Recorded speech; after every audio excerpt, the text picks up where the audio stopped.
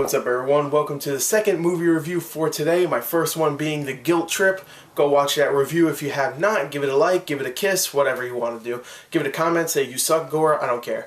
This time I am taking a look at This Is 40. Ooh, kick someone down a hole. And where was I going with that? Oh yeah, Judd Apatow is the director of this film, and I love Judd Apatow, I really do. I love 40-Year-Old Virgin, Knocked Up, even Funny People I really enjoy. Knocked Up being my favorite, and this one is actually a somewhat sequel to Knocked Up, which I'm like, cool. It follows the Leslie Mann and Paul Rudd characters, which I really liked in that film. So you know what?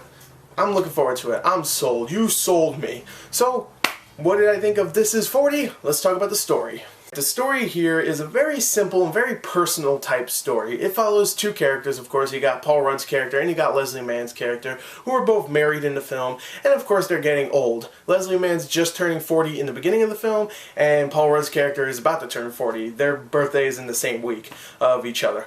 And, you know, they're just pretty much, in the movie, you know, having a relationship. Their marriage isn't really working out as much as they would hope. I mean, they still love each other, but they have a lot of fights. Their daughter is just their 13-year-old daughter is just a maniac. Their 8-year-old daughter is just a insane little girl, and you know they just don't have the best relationship as a family. Throughout the movie, there's a bunch of side plots between Paul Rudd's job, jeez, and Leslie Mann's job, and some of those side plots here and there. For the most part, it's a very personal story about these two, you know, getting to know how much they really love each other, and that's pretty much really it. It's about them two really caring for one another. That's it. And there's a bunch of side plots. So, you know, I'm just going to leave the story at that. I mean, not the best explanation for the story, but you know what? That's it.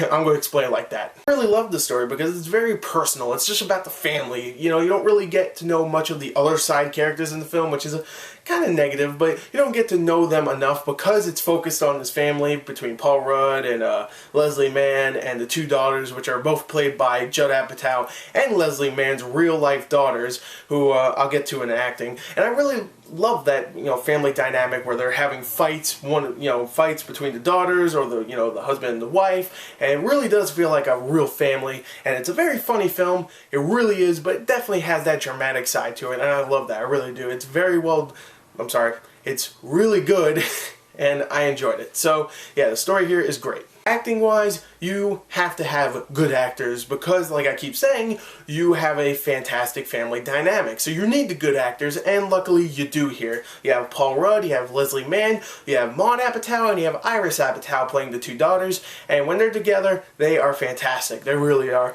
Paul Rudd and Leslie Mann, in a way, play the same characters that they usually play, but they do it so well that I don't even mind that. You know, like Seth Rogen, he gets on my nerves sometimes when he plays the same character, but here, whenever they do it, they're actually really funny or very sweet. They can do dramatic stuff very well, and you know, I love them. I love them in this film.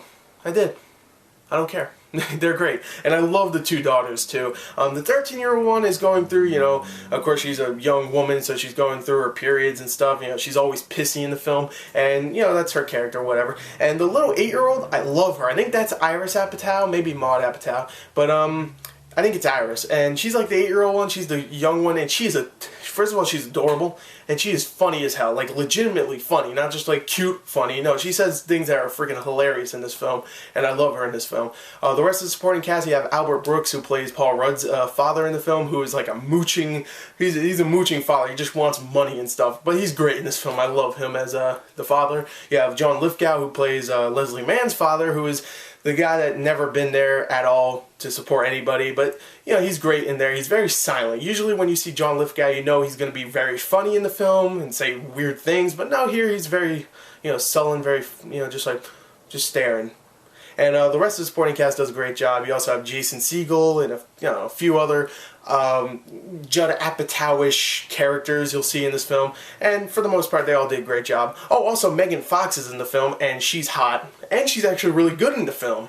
That's surprising. So overall, the acting here is really good, damn good. So let's go on to what I thought was funny in the film, and then overall this movie was very funny. So funny. No, really, I thought this movie was extremely funny, and it is a very long film, just like most Judd Apatow films. This is actually probably maybe the shortest one of them all, and this is still a long movie. You're going to be in there for a long time, and sometimes you'll be like, okay, when is it going to end? But luckily, a lot of the times when you're thinking that, a half second later, something really funny happens, and you're just like, you just forget about it. You're like, all right, keep going. And then you feel like that again, then, oh, something funny happens. All right. And it's great. And again, like I said, it's a very dramatic movie at times, but it's also very funny. And I also like that it's not predictable like most Judd Apatow films, even though most of them do have that predictable side to them. At the end, you always feel like, oh, I didn't see that coming, or, oh, I saw it coming, but in the middle, they made it seem like, oh, that might not happen. So, yeah, I thought it was very not predictable at all. I thought it was extremely funny. Now, there's a couple of parts in the film I didn't really like, not really with the comedy section, but more like they'll add scenes here that really just feel misplaced. Like, there'll be parts where they're going to the dentist or going to the doctor to get checked for prostate cancer or whatever the hell. You know, they're just doing their normal things, and they're just there to be funny moments, and they are funny moments, but they don't add anything to the plot. And there's a lot of scenes like that where it's just like, hey, here's a scene where they're going to the dentist, or hey, here's a scene where they're driving and they're singing. It doesn't add anything really to the story. I know, like, that Paul Rudd likes to sing old rock music. I don't need 20 more scenes of him singing old rock music, okay? So yeah, there's a little bit too much of that, but for the most part, it's a very funny movie, very entertaining, dramatic at times, acting's great. I loved it. I really did. So I'm going to give this a 35 out of 40. I think this is a very well done film. Oh shit, I said it. Damn it.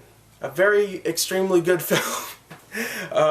Someone keeps saying that I say well done too much. That's why I keep stopping myself. But I said it, whatever, I don't care. So anyway, 35 out of 40. I almost made it through without saying it, but I said it. So yeah, I loved it. Anyway, there you go. 35 out of 40. Thank you and goodbye.